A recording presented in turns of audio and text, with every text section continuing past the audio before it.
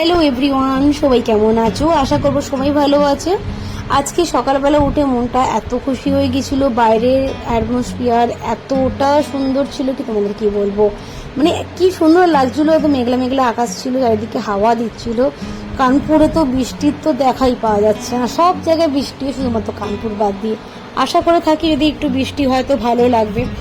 তো আমি সকালবেলা একটু তাড়াতাড়ি কাজ সারছিলাম, কারণ আমাকে আজকে বেরোতে হতো, ভ্যাকসিন দিতে যাবো আজকে কিছুকে নিয়ে। তাছাড়া আজকে ছুটির দিন ছিল বলে আজকে আমাকে অন্যান্য কাজগুলো করতে হতো। ছুটির দিনটাতেই আমি বেশি কাজ করে থাকি, অন্যান্য দিনগুলোতে জাস্ট হালকা ক্লিন আপ করে ছেড়ে দিই, কারণ 8:30টার মধ্যে অভিককে আমাকে টিফিন বানিয়ে দিতে হয়, 9টার মধ্যে অফিস চলে যায়। তো ওই দিনকে আমি বেশি কিছু কাজ রাখি না, তারপরে কিছু যেহেতু থাকে সেই জন্য আমি অতটা ওই দিনগুলো কাজ করি না। অন্যান্য যে ছুটির দিনগুলো আমি পাই সেই দিনগুলো মোটামুটি অভিজ্ঞ ওনাকে টেক কেয়ার করে, যখন আমি ওকে বাদবাকি কাজগুলো আমি সেরে নিয়ে থাকি।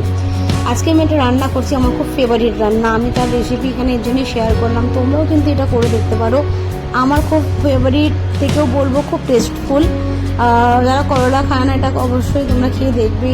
এবং কারণ এর মধ্যে তোমার টমেটো, আদা, রসুন সমস্ত কিছু পড়ছে, খুব সুন্দর খেতে। অভিক আগে খেত না এটা, যবে থেকে এটা বানিয়ে দিয়েছিলাম। তো মানে মেনু যদি যখনই হচ্ছে বা করলা নিয়ে আসে তখনই সবসময় বলে যে একটু এই সবজিটা বানিয়ে দে, তো সেই জন্য তোমার সাথে শেয়ার করলাম আমি।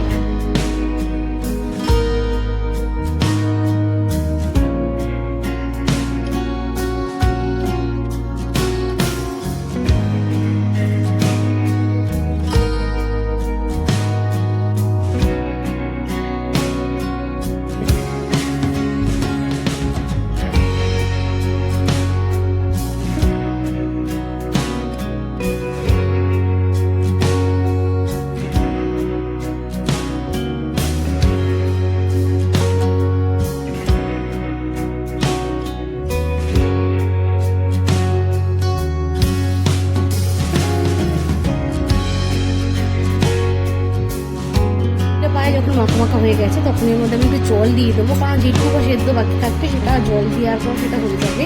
এবং জলটা যখন একদম শুকিয়ে যাবে এবং সবজি যখন মাখা মাখা হয়ে যাবে তখন তোমার সবজিটাকে নামিয়ে নিই। ওইটুকু ছিল, আগের দিন তোমায় দিয়েছিলাম আমি।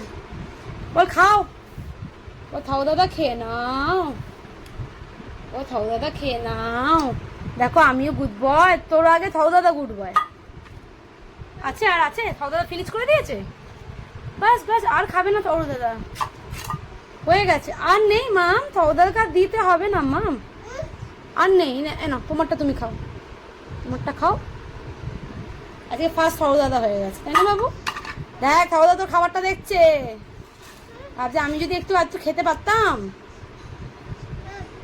বাবু আর একটু আছে, চাচিপুচি করে নে না, আর একটু আছে তো বাবু।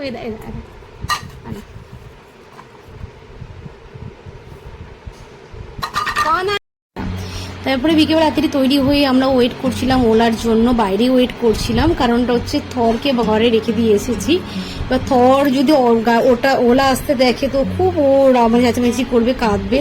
এই জন্য আমরা রাস্তাতেই এসে দাঁড়িয়ে পড়েছিলাম। এর মধ্যে ওলা আসতেই আমরা বেরিয়ে গেছিলাম, 10 মিনিটের রাস্তা ছিল ডাক্তারখানা, সেখানে আমরা গিয়েছি। তো এখানে আসার পর তো কিস খুবই খুশি।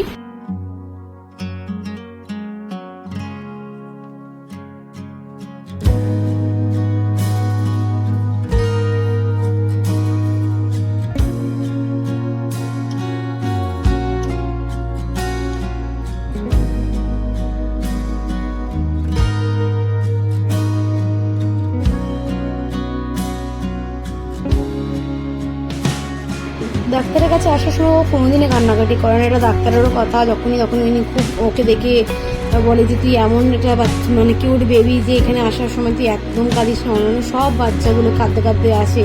কারণ একটা মনে ভয় ঢুকে যায়, আরে এইটা এই জায়গা না যেখানে আমাকে ইঞ্জেকশন দেওয়া হয়, বাট কিসের, এরকম কোনো ব্যাপার নয়। ও ডাক্তারের কাছে গিয়েও খুব খুশি থাকে, এখানে বেরোনোর পরেও খুশি থাকে। এখানেও সেম, আজকেও তাই। তখন দুটো ইঞ্জেকশন ওকে দেওয়া হয়েছিল, একটাতে কোনো কাঁদেনি, সেকেন্ডে একটু কেঁদেছিল, দেন তারপরে ও যেরকম নর্মাল হয়ে গেছিল। তারপরে বাইরে এসে সমস্ত বাচ্চার সাথে খেলছিল, এমন মানে সবার সাথে ও দেখানোর চেষ্টা করছিল যে আরে তোরা ভেতরে যা, ইঞ্জেকশন নিয়ে কোনো ব্যাপার না, এটা খুব ইজি কাজ একটা, এরকম ব্যাপার। যাই হোক, আমার ভালো লাগলো এটা জিনিসটা, জানি না ইন ফিউচারে ওই জিনিসটা ওর কী হবে, সেটাকে নিয়ে আরও বাড়াবাড়ি করবে কি না, না করলেই ভালো। ইঞ্জেকশন দেওয়ার পর আমরা ওলা বুক করেছিলাম বাড়ি ফেরার জন্য, সেটার জন্যই আমরা ওয়েট করছিলাম। আজকে ভিডিওটা এখানে।